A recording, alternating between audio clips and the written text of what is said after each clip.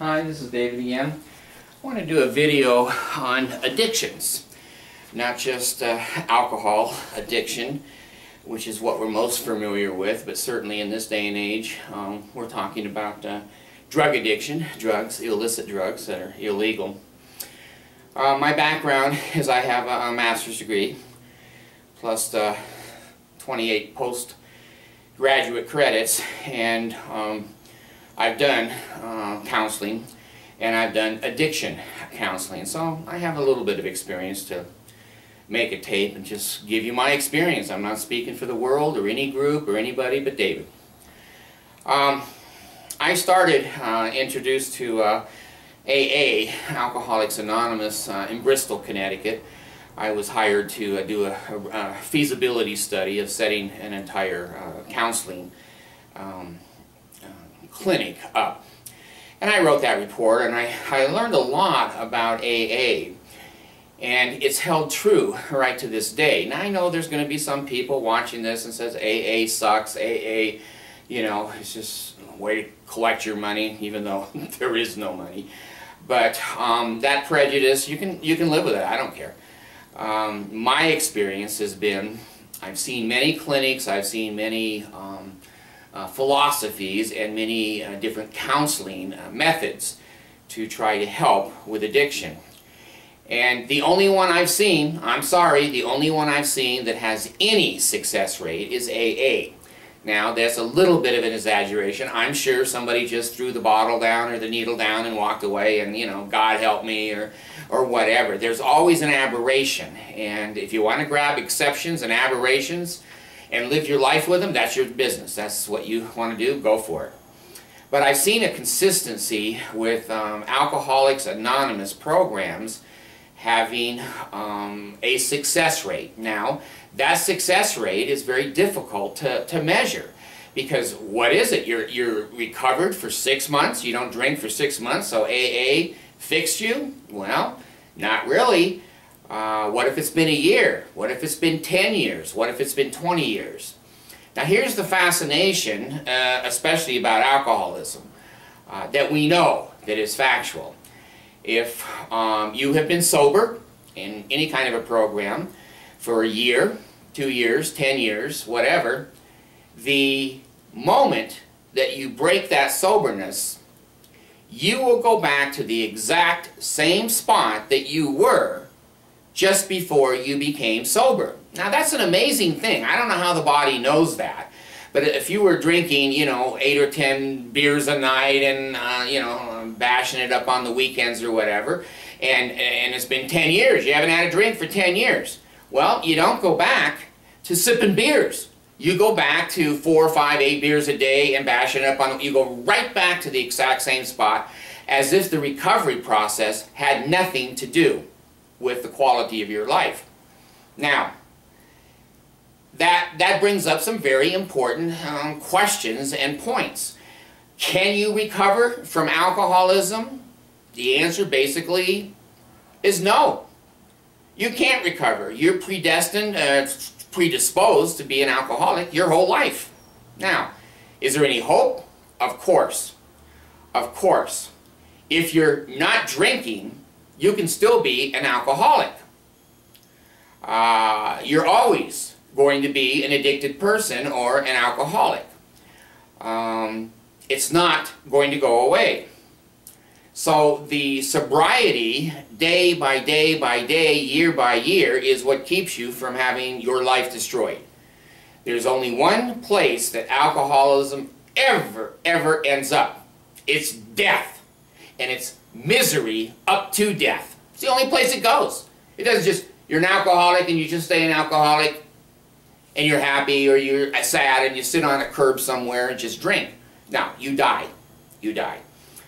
Cirrhosis of the liver, brain damage, any amount of alcohol that you ingest into your body causes a certain amount of brain damage to cells in the brain. Every drink, whether it's one beer in one lifetime, it destroyed some brain cells. And God knows, you and I both know, and I've you know, been there, done that. I was never addicted to alcohol, but I was addicted to prescription drugs. And so I know what addiction is all about from personal experience, and also from an educational experience, and also from a life experience, because I did counseling in a DUI unit in Oklahoma, in Veneta. And I was there for a couple of years, and people were in jail because they couldn't stop drinking and they continued to drive their cars. Now, let me jump here to another area of alcoholism, and that is how do you choose a group? How do you choose what you're going to do? Before that happens, you got to realize, and I got to realize, there's a problem. Now, our wives or our husbands may be yelling at us, and our kids may be throwing stuff at us and going, you drink too much, whatever, whatever. That doesn't really make it that you're an alcoholic or a drug addict. Just because somebody says it is, doesn't make it right. But here's one of the things about key people, like myself, and perhaps you: denial. Denial. We're still going to work every day. We can still drive a car. We still think that we're 21 years old and buff, and the women all want us, and the men all want us, and we're cool. We just drink a little bit on the weekends. We know how to have fun. It's called denial. Here is the measuring stick. The measuring stick that we as professional counselors use to say you either are addicted or you're not addicted. Here is the magic sentence. Does it interfere with your life? Does it interfere with your life? Now, if you just go to bed early, is that making it interfere with your life? I don't think so. What if you sit and have a beer, a couple, whatever, on the weekends, or watching TV, and you fall asleep on the couch? That doesn't make it a problem. Say you have 1 or 2 beers and you're driving whatever in the car, and you drive off into the lake. You're not so drunk. You climbed out and you swam to the shore. The only problem is you forgot you had the baby in the back seat of the car. Now, me and you got a problem. We got a hell of a problem. It sneaks up on us like that. We get away with a lot of crap. Oh, it's just medicine. The doctor wants me to relax a little bit. And we ended up leaving the baby in the car that drowned to death. Addictions can be very, very cruel and very, very snake-like problems in life. It doesn't look like it's interfering with our lives, but it may be. And let me go back and just off the top of my head list what interfering with your life might include. One is your relationship with your spouse. Are they yelling, screaming, jumping up and down, sleeping on the couch and saying, you know, I don't want to sleep when you're drunk, and I don't want you touching me while you're drunk, and I don't like the way you talk to me, I don't like the way you treat me. Or you're slapping somebody around. That's interfering with your life. You don't know it yet.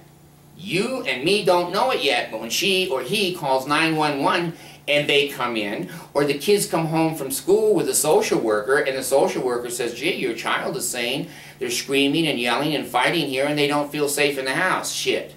Shit. You and me got a problem. Now it's interfering with our life. So there's one thing. Okay? And then another thing is you find yourself in court. In court. It could be a divorce. That's an indication it's interfered. But more likely it's going to be speeding tickets, and it's going to be DUIs. And our society these days are pretty strict on that. Our state, I think the first offense is $1,000 and 30 or 60 days suspension, and a second one, you might as well kiss your license goodbye and throw it in the Mississippi River. So you start to get DUIs, and that starts out to interfere with your ability to drive to work. It's also interfering that the money you're going to use for Christmas for the kids has gone into your stomach, and it's gone into fines paid to the state government. That's 2 ways to know, is it interfering with your life. Now 3 is, I don't want to go to the doctor. You know, I feel good, you know, I'm healthy, I'm still young, I don't want to go to the doctor. Yeah, I got a little pain here, and yeah, I get this and I get that, but I don't know. I don't think I need to see a doctor. You're afraid to go to the doctor because they're going to find cirrhosis of the liver, and the doctor's trained to see alcoholism. And they're going to see it. And then they're going to say to you what you don't want to hear. It's interfering with your life because your body is deteriorating. It's going to hell. The alcohol is destroying the insides of your body and your brain. You don't want to hear that, but there's another one that is interfering with your life. Now here's another one a lot of people don't know about, but in alcoholic counseling we look for. You're starting to have accidents. Last week you fell off the damn ladder trying to put the light bulb in the garage, and then you're out changing the tire on the car and you let the jack down on your foot, and suddenly you go up the staircase you've been going up for 20 years and you fall down and get a slash in your head from the mirrors. Accidents. Suddenly the body is saying to you, I can't do it anymore. You've hurt me and now I'm interfering in your life and I'm going to make your life miserable. But of course you're going to say, because we deny. You and me are experts at manipulation. And we're experts in denying. Oh, that was a piece of that carpet. I should have fixed that damn ladder. I knew it was going to throw me off someday. It's denial. It's absolute denial. We're addicted. And now it's starting to interfere with our life. You'll see it in your marriage relationship, and you'll see it in your children.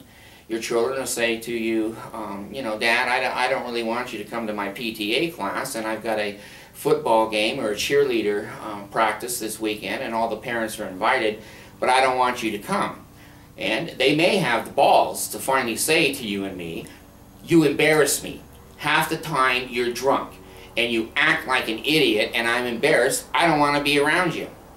Gee, is that interfering with your life? You bet your ass it is. Then you call your insurance company and you say, hey, you know, I think I'm paying too much for insurance. What can we do here? And they say, well, gee, you've got 2 DUIs on there. And by God, a year ago, you slammed into somebody else's car. You got an accident on there. Well, they were parking too close, and I hit them, and I was going 60. I admit, I was going 60 in the parking lot, but, you know, they should have moved. Well, there's a perfect addicted person's excuse, and it's interfering with our lives. Now, there's other. I'm not going to go into mass detail because you're not paying me to counsel you. I'm getting no money. I'm just teasing. So take a look. Is it interfering? If it's interfering, you've got to stand back and say, I've got to do something. Well, most of us start to say, when I was on addiction to drugs, well, I'm not going to get that drug anymore. Or oh, wait a minute, I'm going to get it, but I'm just going to put it in the medicine cabinet, but I'm not going to eat it or drink it or touch it. We try it ourselves. Well, our brain has basically been partially destroyed. Our judgment area, alcohol affects the judgment area in the brain, and we don't think too clear anymore. We think it's a good idea that when we're 58 years old, to ride a 2-mile zip line that goes 190 miles an hour and just hold on with one hand. That's pretty cool. Let me show you how to ride this zip line. I don't need the seat belts and the hand. I just do it with one hand. Well, judgment. Judgment's basically very impaired, if not gone. So we try to manage it ourselves, and we fail. You know, there's going to be the aberration. Oh, I knew a guy, he'd been drinking for 82 years. He had a bottle of scotch every day, and he took Valium and all kinds of stuff, and he put it down. When he was 89 years old, man, he lived, well, another 4 months. Okay.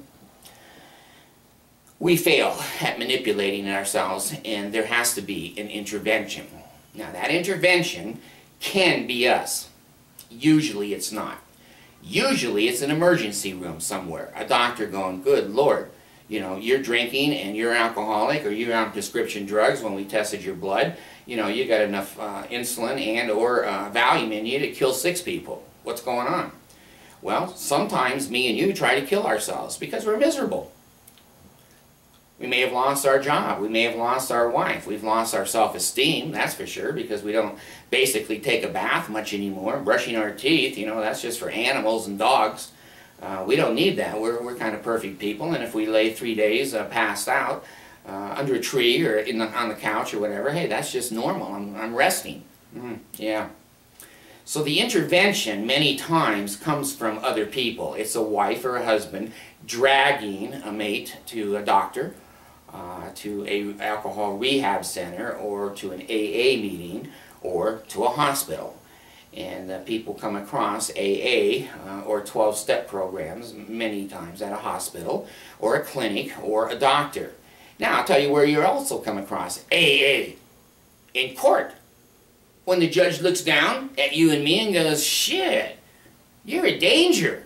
You're a danger to be out there. Oh, no, sir, I've never heard any, you know, he's heard that shit before. So he's going to say, all right, that's going to be a $3,000 fine, a loss of your license for a year, and I want you in AA classes for at least 9 months, and you're ordered to do so by this court. And you go, oh, yeah, right. Well, I'll tell you what, that was my job. They came to my AA meetings, because I was the counselor at Veneta, and with others, of course, and I had to sign their court paper that they attended. And they'd come up and they'd say, well, I wasn't here last week because, well, I was having a baby. I didn't think men could have babies, but God, I was having a baby. Could you just, just sign that? God, they're manipulative. We are so manipulative. And I'd have to say no. And he's got to go back to court, and of course if he forges it, the judge sees that, and if the judge sees that he's not going, then the judge is going to order him now, probation is canceled, now you're going to spend 6 months in the county jail, and you're going to be forced to go to AA meetings because you don't do it on your own.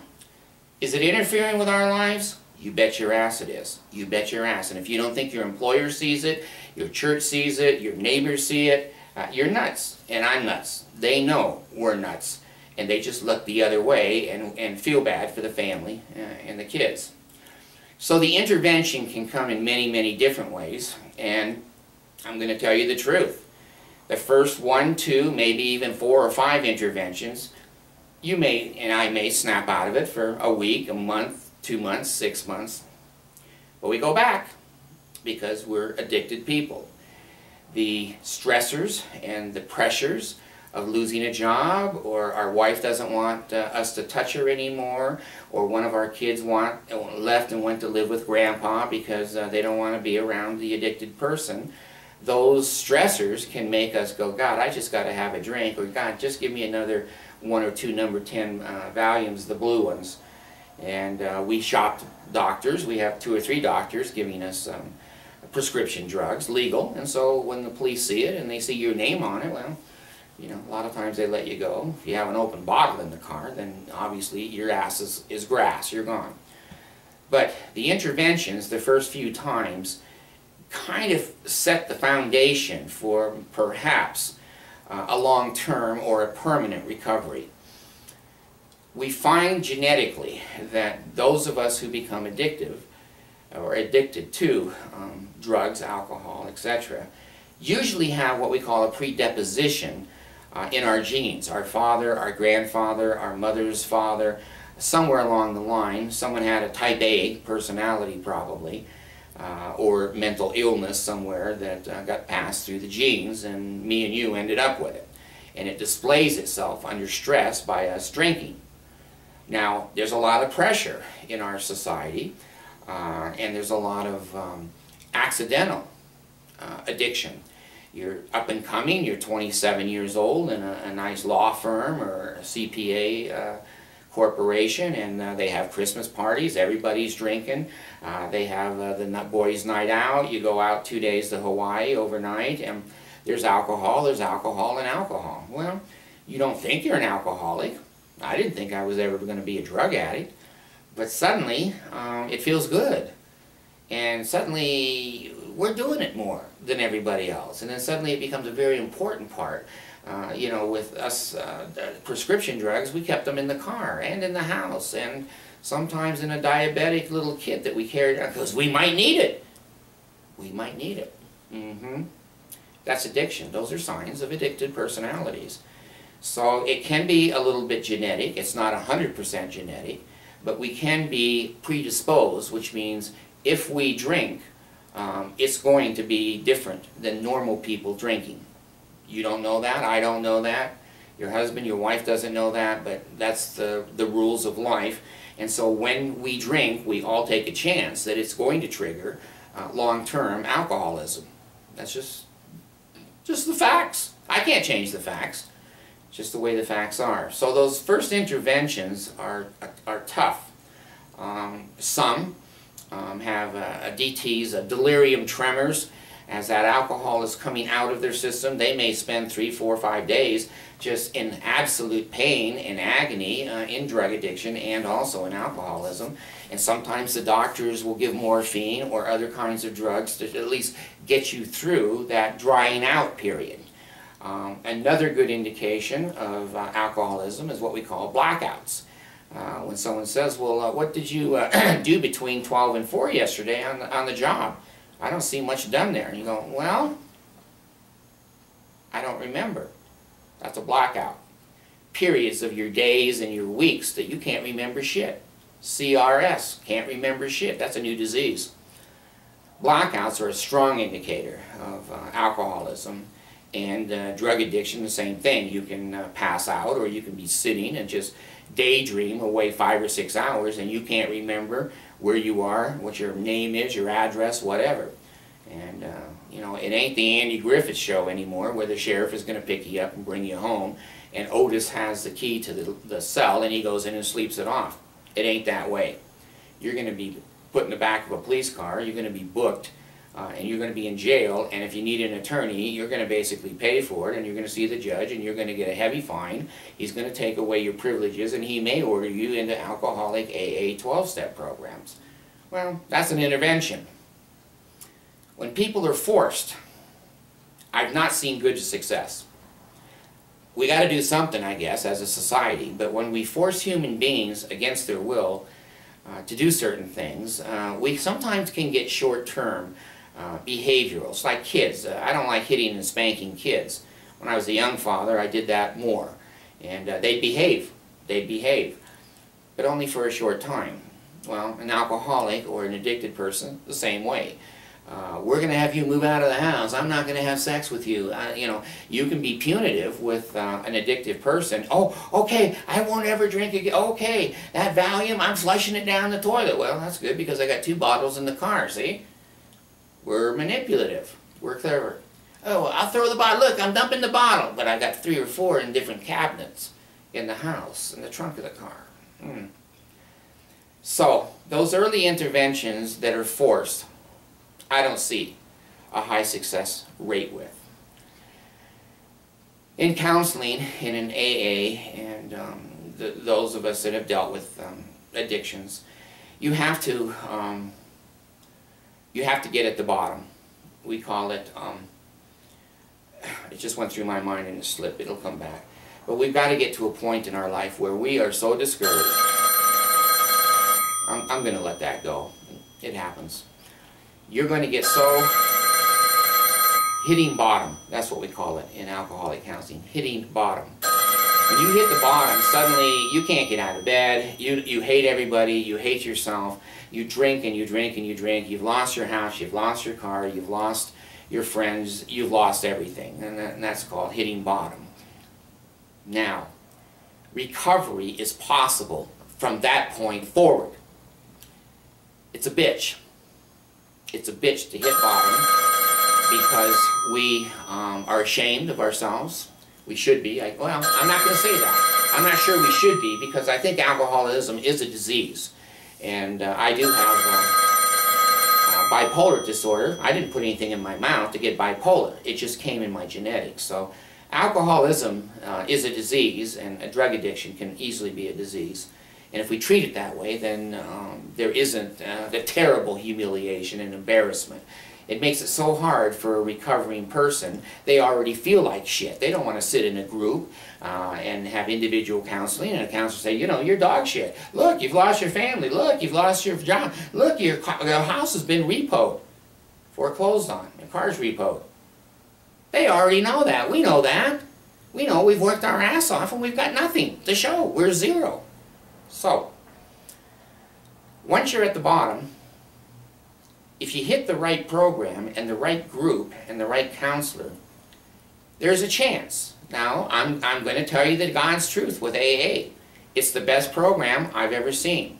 It has the highest recovery rate I've ever seen. But the recovery is less than 50%. Some say 25%, some say 35%. You've got a 70% chance of failing in that group. Alcoholism and drug addiction is abusive to you and your lifestyle and your life. You're going to have to be extra smart and extra strong and extra study and research, and you're going to have to learn to love yourself as much as you've ever loved anything else in this world. And every day we're going to feel like, God, you know, just a half of one. Just give me a half of value. But number 5, I have aches and pains, and I haven't slept for hours. I just got to have a drink. Tonight I'm just going to stop by and just get a beer with the boys. Just one. That's all I'm going to get. And they're carrying you and me in the damn house passed out. So I don't want to be discouraging, because if you continue and I continued on drug addiction, we would be dead. You wouldn't be watching this, and I wouldn't be making it. Now would I? There's hope, and there is a brighter day for many of us. Most of us know. Most of us are going to hit bottom and trying to climb out of that hole. We're never going to get a job again. We've been in prison. No insurance company is going to write us any kind of personal insurance or car insurance. And we can't hide our FICA score. It's in the negative. Suddenly we can't get to work because we don't have a car, so we're taking the bus and we have to run in the rain and the snow. And it's a bitch, because most of us who are addicted people, we're not crazy about work to start with. Some are, but most of us aren't. We kind of think we're a little better than everybody else, which is kind of a little smarter, and we don't have to work as hard. So trying to climb back up out of that hole is more than difficult. And then when you try to start dating again, people eventually will say, well, gee, what do you do for a living? And you say, well, I'm a recovering alcoholic, and I don't have a job yet, but things look real bright in the next couple of months. Oh, she's going to jump on that. She's going to say, this is a good deal. Well, I'm telling you the truth, men and women. Say a man, you know, starts to find a cute little gal in the community, and he starts dating her, and he starts to ask her a little bit about her life, and she goes, well, I've had a little problem. What's your little problem? Well, I used to drink too much. Well, the God's truth, when you get to know the damn girl, she was a hooker. She's lost 2 of her kids because of poor parenting. Her husband divorced her, and she's been sleeping in her car for 6 months. Am I exaggerating? I'm not. I've seen it.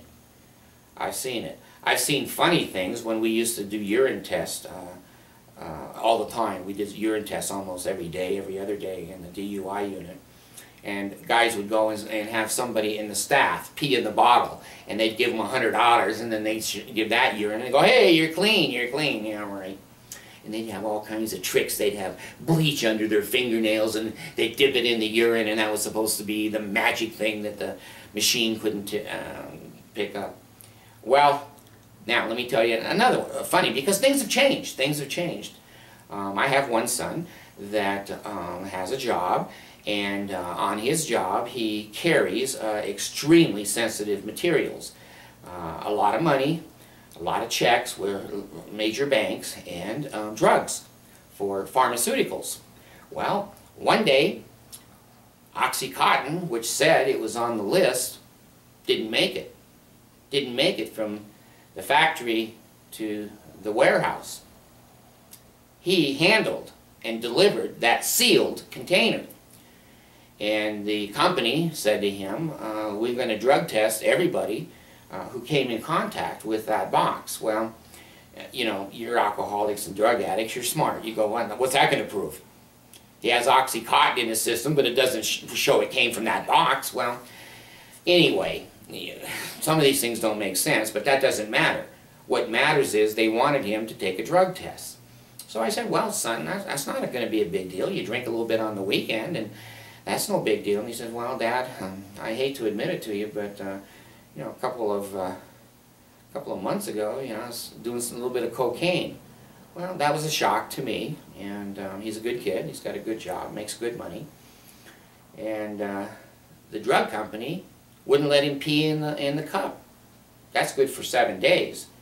After 7 or 8 days, I don't care what you took, that urine usually, I don't know, there's a couple of drugs. There's some barbiturates that'll go beyond 7 days, but most, 80–90% of it's gone. And he's peed in a cup 1,000 times for his regular job. And the drug company's smart. They said, well, we don't want a urine test. We want a hair follicle test. Now, that's modern. When I was doing alcoholic counseling, we didn't have hair follicle. They got it now. I got onto the internet and researched it, and you know what? It goes back 12 months. Accurately. Very accurately, 12 months. So, if you smoked a little weed or you snorted a little coke, it's going to show. And you're going to lose your job. So, he learned a hard lesson. He learned a hard lesson, and I'm glad. He didn't take the hair follicle. He just let the job go. Because the hair follicle shows a felony. And you can be arrested for that federally and state. So this is some serious shit. It's serious. It does interfere with our lives, and we do hit bottom, and then hopefully we come across some kind of intervention. Well, there's a myriad of interventions. Like I said, the only one I've ever seen work at all is AA, and it has a low success rate. Well, let me tell you just quickly, if you haven't been to an AA program, what it's like. First of all, drug addicts are smart-ass mouse. They're smarter than everybody else. They know everything, and we are obnoxious. And AA is a good place for us because the people in that group are just like us. They're cool, but they're sober. And they know what they're doing, and we're brand new, and we say, ha, I just drink on the weekend, man, I just, you know, have a few beers with the boys after work. And you'll get 4 or 5 people in that group say, you know, that's the way I started. You're right, that's the way I started. And now I'm sitting here just like you are. Oh. So AA is an excellent place for peer interaction. I'll tell you something about a drug addict and an alcoholic. If you're not being counseled by people who have been addicts, screw it. You're not going to listen to anybody. You're not going to listen to anybody because they don't know how we felt and how bad we felt and how good we felt. So one of the things you have to learn about counseling, if you go to a private counselor or you go to a clinic, you better find somebody who is a recovering addict. If you don't, you're not going to listen to them, and they're not going to know what the hell you've gone through. AA, everybody there knows what you've gone through. They have a blue book, the big book. I can't think of now his name, that I should know it, and that guy that wrote it. And it talks about his experience as an alcoholic, and sometimes they'll read the big book and they'll pass it around and you'll read a paragraph and then you stop and then you just kind of discuss it and you get some tips. And you get some ideas, and you look across the table and go, shit, I'm going to be like him. Look at that old guy. Alcohol has done a job. He's had 2 or 3 operations, bladder, he can't think clear, he mumbles. It's alcoholism. It's in its last stages. He'll die of alcoholism. So it does motivate, and it can help. You can get some ideas. There's some young people there. You're going to see teenagers there. You may NA. You may see Narcotics Anonymous. That carries a little bit more younger generation. Alcohol, AA, carries an older generation, usually, not always. But you get ideas. You get motivated. And you get a sponsor. Well, what's a sponsor? I'm going to tell you the damn truth. It's a babysitter. It's somebody that when you feel like drinking, you call. Say, Frank, God damn, I gotta. And Frank will say, hey, listen, Bob, listen, I've been there, I've done it, I'll be right over. Comes over, sits with you for a couple of hours, or you go out and take a drive, you make it through. A sponsor helps you make it through because he or she is going through and has been through the basic things that you're going through.